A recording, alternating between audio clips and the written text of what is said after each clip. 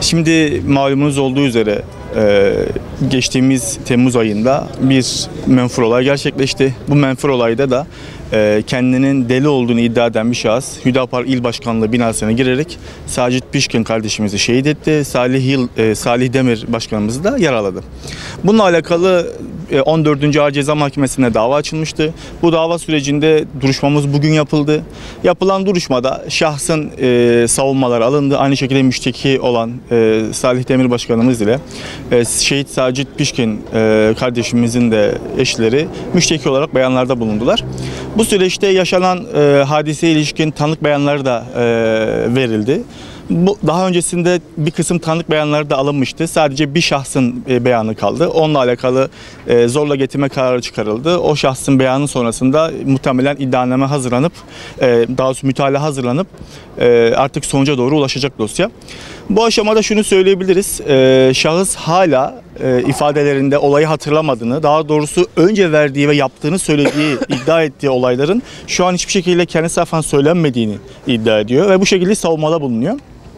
Amacı daha önce de olduğu gibi kendini akıl sağlığı konusunda sorunlu olduğunu göstermeye çalışarak cezadan yırtmaya çalışmak tabiri caizse.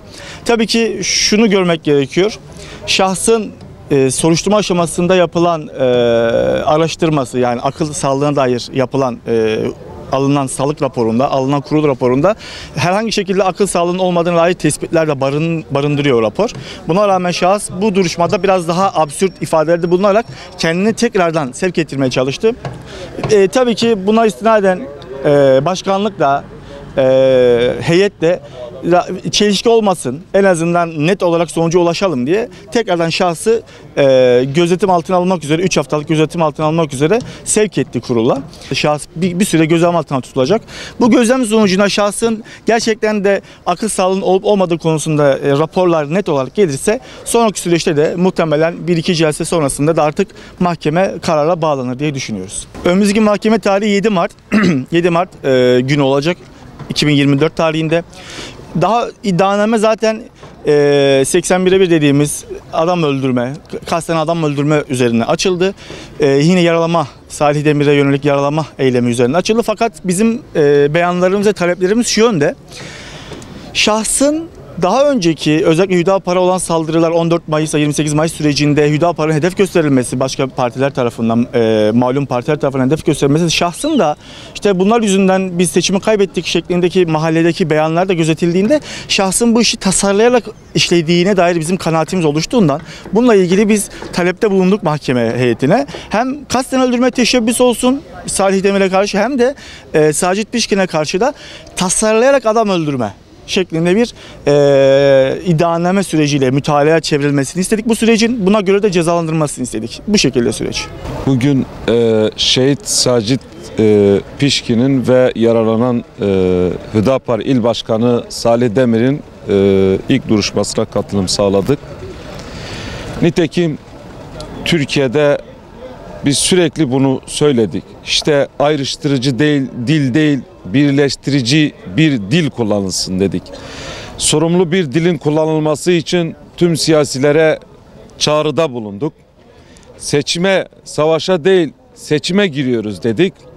Ancak bazı siyasi partilerin kişisel ihtirasları uğruna bu memleketi ateşe verdi ve vermeye de devam ediyor.